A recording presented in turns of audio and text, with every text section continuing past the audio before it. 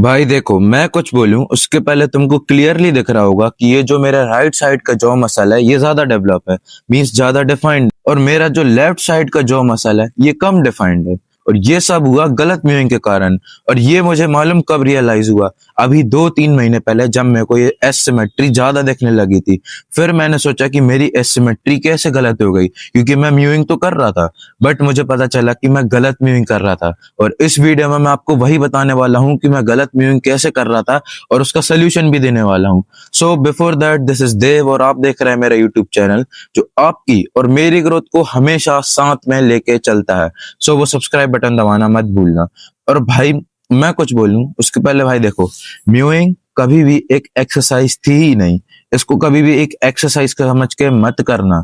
ये तुमको एक्सरसाइज समझ के अगर करोगे तो कभी रिजल्ट नहीं देगी। ये एक पोस्चर है जो तुमको सालों सालों तक करना है।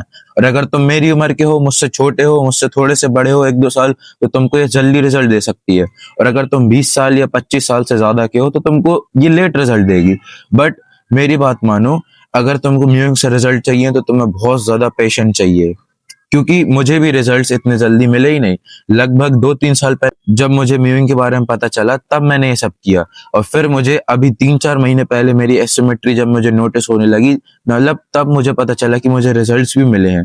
तो ये तुम सोच सकते हो कि इतना पेशेंस तो तुमको चाहिए ही है।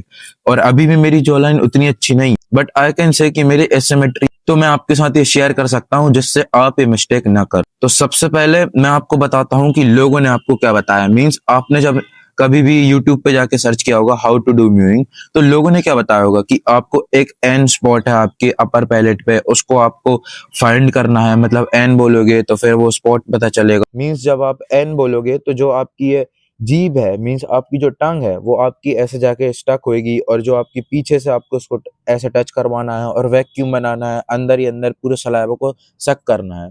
बट भाई, ये टोटली रॉन्ग नहीं है, इसमें एक प्रॉब्लम है। आपका मेरे ऊपर ज्यादा ट्रस्ट हो जाए इसलिए मैं आपको सबसे पहले बताता हूँ कि लोगों ने आपको म्यूइंग करना कैसे बताया होगा। उनने क्या बताया है कि आपको आपका जो अपर पैलेट है और जिसके साथ आपकी जो टांग है उसको बस आपको एन बोलना है। ये आपकी टांग ऐसे जाके स्टक होएगी, फिर पीछे आपको इसको लगाना है और पूरा सलाइवा को अंदर सक करना है, वैक्यूम बनाना है, और पूरे जितनी भी एयर रहेगी उस सबको खत्म करना है। बट इसमें एक बहुत बड़ी प्रॉब्लम है। प्रॉब्लम यह है कि तुम एन स्पॉट फाइंड कर लोगे, फिर एन स्पॉट फाइंड करने के बाद जब तुम अपना मुंह बंद करोगे, और मुंह बंद करने के बाद जब तुम अपना वैक्यूम बनाओगे, जब तुम अंदर पूरी सलाइवा को खींचोगे, अपने माउथ से पूरी सलाइवा को ले जाओगे, तो भाई उसमें प्रॉब्लम क्या आएगी। थोड़ी बहुत तुम्हारी अगर जी जीभ ऐसे अंदर सक करते टाइम या कुछ भी करते टाइम अगर थोड़ी सी भी हिल गई, तो भाई वही तो प्रॉब्लम हो जाएगी, क्योंकि तुम्हारा पोस्चर बिगड़ जाएगा। और तुम इसी पोस्चर से सोचो, तुम बहुत सालों तक ऐसे रखे रहोगे तो भाई प्रॉब्लम हो जाएगी ना। तुम एक बात सोच, अगर तुम झुक के ऐसे बैठे रहोगे तुम्हारी कमर में दर्द आएगा, फिर तुम सालों सालों तक अगर यही करोगे तो तुम्हारी कमर जो है, तुम्हारी पीठ जो है, वो थोड़ी सी ऐसे झुक जाएगी। और अगर तुमको इसको ठीक करना है तो फिर तुमको सालों सालों तक सीधे बैठना पड़ेगा, सीधे चलना पड़ेगा, पोस्चर सही करना पड़ेगा। तो यही प्रॉब्लम है। तो अब मैं तुम्हें रियल सोल्यूशन बताता हूँ जिसने मेरी पूरी हेल्प करी, जिसके कारण मैं अपनी जॉ लाइन को ज्यादा एसिमेट्रिक से थोड़ी सी ज्यादा सही कर पाया हूँ। और भाई, ये मैंने कैसे करा, तुम सबसे पहले ये समझ लो, तुम्हारी जिस साइड ज्यादा जॉ लाइन खराब है उस साइड तुम ज्यादा च्युइंग करने लगो, और जिस साइड तुम्हारी जॉ लाइन पहले से डिफाइंड है उस साइड थोड़ी कम च्युइंग करो। तो तुम्हारी एक साइड की मसल ज्यादा एक्टिव हो जाएगी और तुम्हारी उस साइड की मसल सही हो जाएगी। और दूसरा सोल्यूशन, मैंने म्यूइंग सही करी।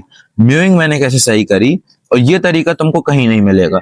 मैंने यूट्यूब पे सर्च किया कि how to do mewing correctly, but जो मैंने सोच के रखा है वैसा कभी आया ही नहीं। और जो मैं बता रहा हूँ उसको बड़े ध्यान से सुनना, अगर तुम फिर से गड़बड़ कर दोगे तो बहुत बुरा हो जाएगा तुम्हारे साथ। और जो मैं बता रहा हूँ अगर तुम वैसा सही से कर लोगे तो कोई प्रॉब्लम नहीं होगी।